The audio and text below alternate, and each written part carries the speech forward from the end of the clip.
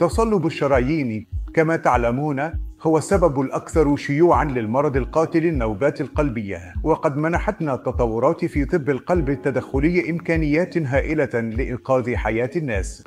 عندما يأتي الناس وهم يعانون من نوبات قلبية، نقوم بإجراء رأب الوعاء الأولي وتركيب الدعامات كإجراء طارئ، وأصبحنا قادرين مؤخراً على إنقاذ أكثر من 96 إلى 98% من هؤلاء المرضى. يمكننا إجراء رأب الوعاء في التفرعات والأوعية المتفرعة، وفي الشرايين الرئيسية اليسرى، وفي الأوعية المسدودة المزمنة، وفي الأوعية الصغيرة. ويمكننا أيضاً إجراء رأب الوعاء حتى للشباب وكذلك لكبار السن جداً حتى من يبلغون 90 من العمر. وبالإضافة إلى التدخلات التاجية، يمكننا أيضاً تقديم الكثير من الرعاية للمرضى الذين يعانون من أمراض صمامات القلب. الآن يمكننا إجراء إجراءات قسطرة بسيطة مثل استبدال الصمات باستخدام تقنية TMVR أو TMVR، أو حتى إغلاق الثقوب في القلب بأجهزة HD أو إغلاق التسربات الجانبية. مرض آخر مهم وصعب تمزق الشريان الأورطي وتمدد الأوعية الدموية الأورطية التي كانت تعالج جراحياً.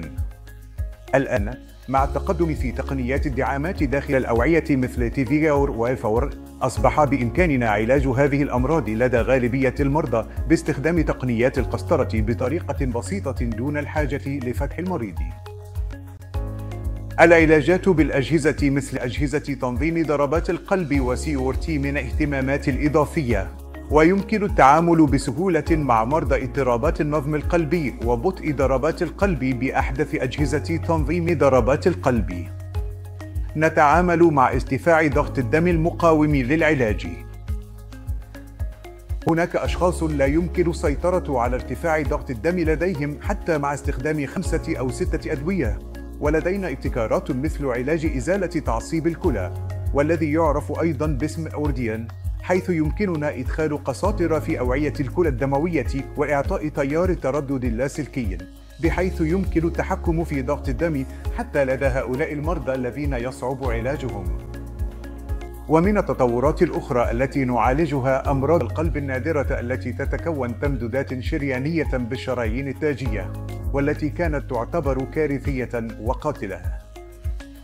أما الآن فنستطيع التعامل معها باستخدام الدعامات المغطاة، ونستطيع أيضاً وضع الأوارد لإغلاق هذه التمددات الشريانية دون الحاجة إلى الجراحة.